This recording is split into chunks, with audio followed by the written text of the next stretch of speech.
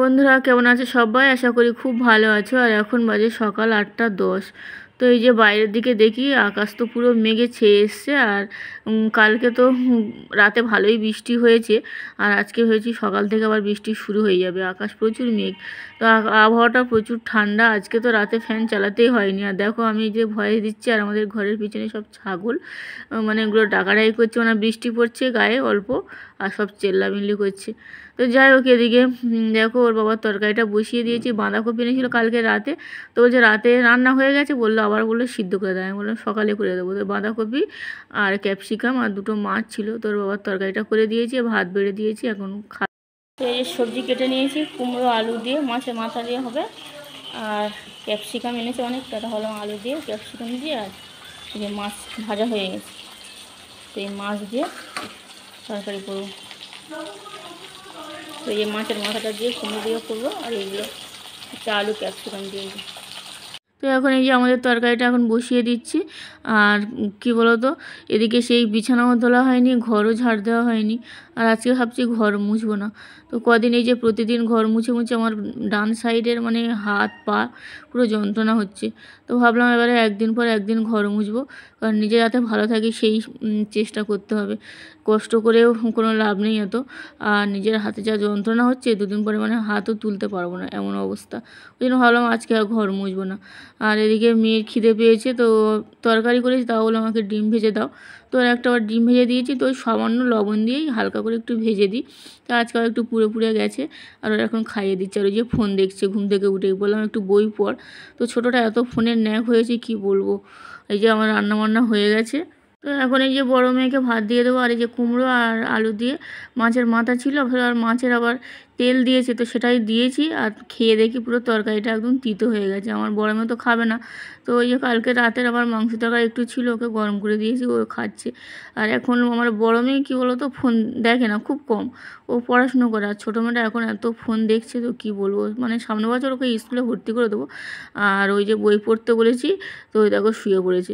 এদিকে ওই মেয়ের ঘরের বিছানাটা তুলে দিলাম, আর এখন আমাদের ঘরে এই বিছানাটা তুলে নিচ্ছি। আর দেখো ওই যে নিচে শুয়ে দিয়েছি বলে কান্নাকাটি করছে। আর সারাক্ষণ শুধু মানে ওই দুষ্টুমি করে, একটু বই পড়ে না। আর বাচ্চারা তো এমনি পড়তেও চায় না, মুখে মুখে পড়লে পড়ে আর কি। তো এখন এই যে শুয়ে আছে, ওকে এই যে নিচে নামিয়ে দিয়েছে, আর কিছুতেই উঠছে না। তো এখন যাবো স্নান করতে। আর এই যে তাড়াতাড়ি করে এখন ঘরটা ঝাড় দিয়ে নিচ্ছি। আর এখন পুরো রান্নাবান্না সব হয়ে গেছে, বাসনগুলোও মাজেনি। আজকে যে কাজ সব এলোমেলো হয়ে গেছে, কখন কি করছি তো নিজেই জানি না। আর এদিকে দেখো আমি ঘরটা ঝাড় দিয়ে দিচ্ছি, আর দুই বোনে এখন নাচানাচি শুরু করেছে। তো আমার ছোটোটা ওই হিন্দি গান ছেড়ে নাচবে, আর ওর দিদি না নাচলে ও আবার কান্নাকাটি করবে আর দিদিকে মারবে। মানে ওই প্রচুর দুষ্টু হয়েছে। যত বড় হচ্ছে, ভেবেছিলাম ছোটোবেলায় এত শান্তি ছিল, ছোটোবেলায় বলতে যখন একটু ছোটো ছিল, আর এখন যত একটু বড় হচ্ছে আরও দুষ্টুমি বেড়ে গেছে। আর বাইরেরটা অনেক দিন ঝাড় দেওয়া হয়নি, তো বাইরেরটা ওই যে ঝাড় দিয়ে নিলাম। আর বাসনগুলো মেজে রেখেছিলাম, তো এখন এই যে সব ধুয়ে নিচ্ছি। তো আজকে আবার বড় মেয়ে স্কুলে যায়নি, বললো মা পরীক্ষা এসে গেছে, এপ্রিলে পরীক্ষা, ওই জন্য আর স্কুলে যাবো না তেমন, একদিন করে যাবো।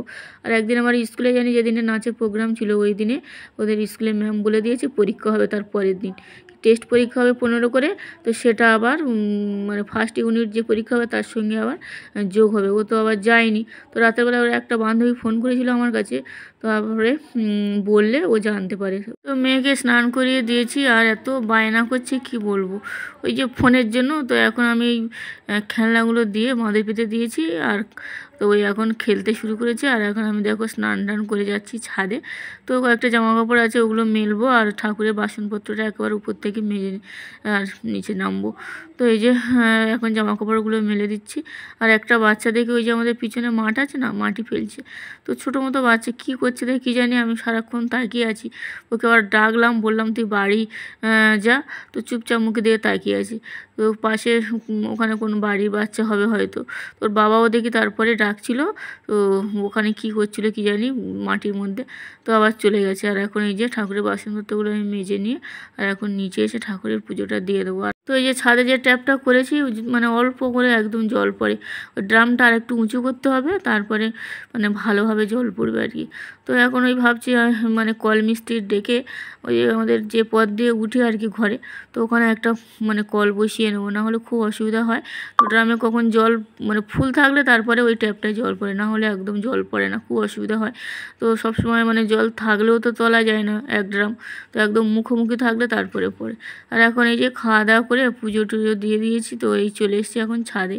তো বৃষ্টি আসবে, তো বস্তার মধ্যে অনেক জামা কাপড় ছিল মেয়েদের, তো সেগুলো এই যে গুছিয়ে নিচ্ছি। আর একটা ফটো খুঁজছিলাম, কয়েকদিন খুঁজে পাই না, তো এই যে বস্তার মধ্যে পেয়েছি এই 2 মেয়ের ফটো।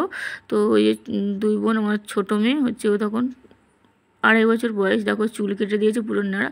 তো এই যে 2 বোনের ফটোটা খুঁজে পেয়েছি অনেকদিন পর।